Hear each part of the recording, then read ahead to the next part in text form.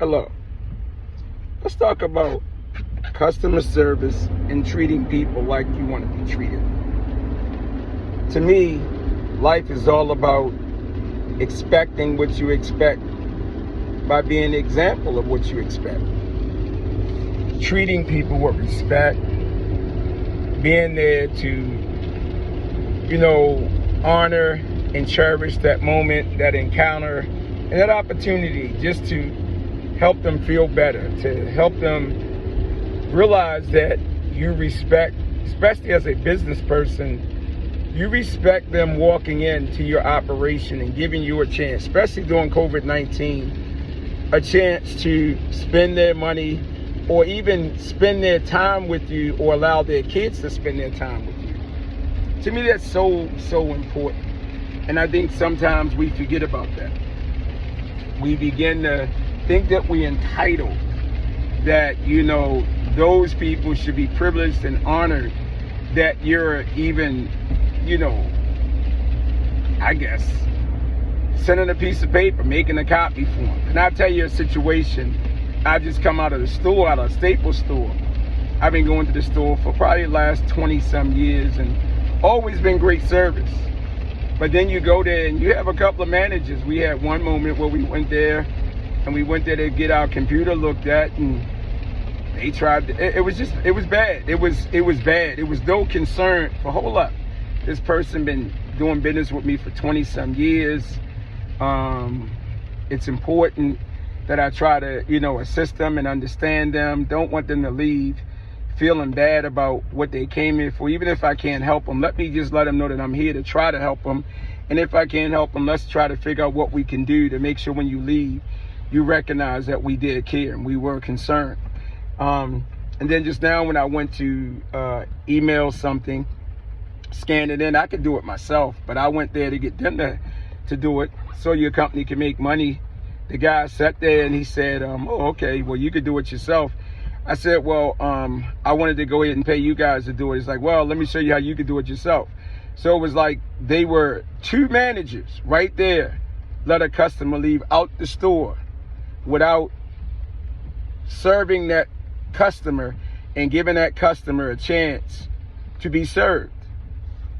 It is a service that you offer, but you were so zoned in to not wanting to serve the customer, and to me, I call it slothfulness, laziness, and because you're gonna get your paycheck regardless of what, you just didn't want to do nothing. You just went ahead and just let the customer go out the door. And then it's funny, I went to the front door, and a lady that been working in Staples since I've been there for 20-some years, she said, hey, Mr. Johnson, how are you? And we just had a great conversation, great energy, made you feel like she was appreciative and she remembered all these years saying hi to your family and all those things. And, that's why I go, because of that lady. Me and my wife go there because of the lady and because of the service. There's another manager there that she really goes out of her way to help. But they don't realize that during these times, people don't have to come to you. That's what maybe that's the state why we suffering so hard, because people keep thinking that they're entitled. They think things are guaranteed for them. They think that their education or their position or their titles entitle them to deliver that sort of service or that sort of energy towards other people who are coming to you like you think they need you, and they don't, because there's so many choices out there. Like right now, I'm going to another choice. I got another place I can go to. So, hey, maybe the money's not big to you, but that's because you don't own the business and because you are a worker, so it don't affect you. It affects the corporation.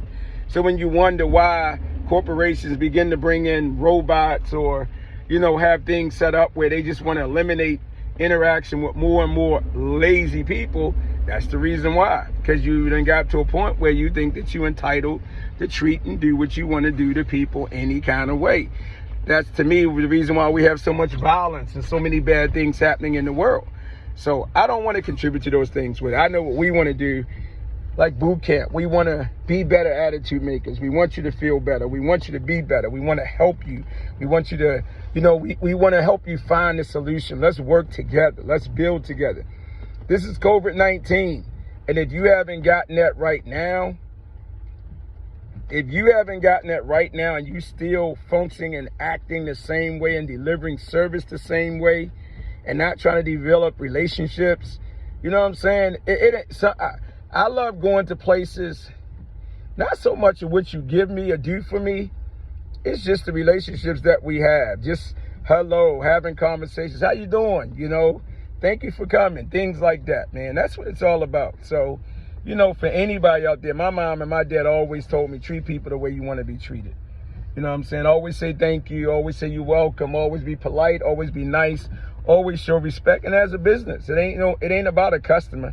It's about a relationship. That's what we want. We want relationships. You know, that's it. The relationship that I have with you, in return, you have with my kids, we have with the community. And then guess what? We all feel wealthy and we all feel, you know, important and special because we always know that we're there for the interests of each other. We're there to help one another. We're there. It's that village concept, you know. It's there to empower one another. Better attitude makers. That's what it's all about, guys.